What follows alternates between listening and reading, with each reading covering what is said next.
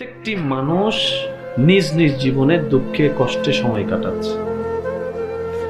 আপনার কষ্টের কথা যেরকম আপনি অন্যজনকে জানান না, তার সামনে ভালো থাকার অভিনয় করেন, আপনি যাকে হ্যাপি আছে মনে করছেন, সুখে আছে মনে করছেন, সেও ঠিক একই কাজটা করছে। আপনার দৃষ্টিতে যে সুখী, তার দৃষ্টিতে আবার আপনি সুখী। যার যার জায়গায় সবাই কষ্টে আছে।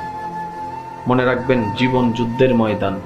প্রত্যেকটি মানুষ হচ্ছে সেই যুদ্ধের ময়দানের এক একজন নির্ভীক সৈনিক। আর সৈনিক কখনো পালায় আসে না, সৈনিক কখনো যুদ্ধের ময়দান থেকে পালায় আসে না। যতক্ষণ প্রাণ থাকবে সে লড়ে যাওয়ার চেষ্টা করেই যাবে। আজকে থেকে 4-5 বছর আগেও আমাদের জীবনে কষ্ট দুঃখ ছিল কি ছিল না? টেনশন ছিল কি ছিল না?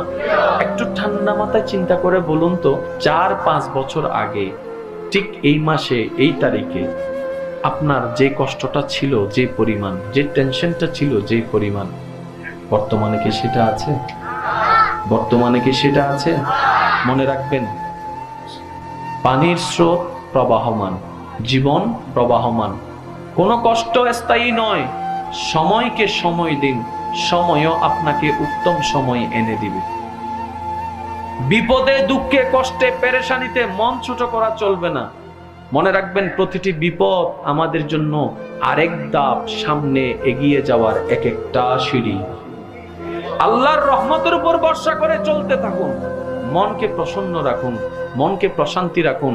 বলবেন, আমার আল্লাহ যখন যা করবে দেখা যাবে, সেটাই আমার জন্য ভালো হবে। বান্দা হিসেবে আল্লাহর সন্তুষ্টির উপর নিজেকে সন্তুষ্টি রাখতে পারার নামেই হচ্ছে বান্দার কাজ।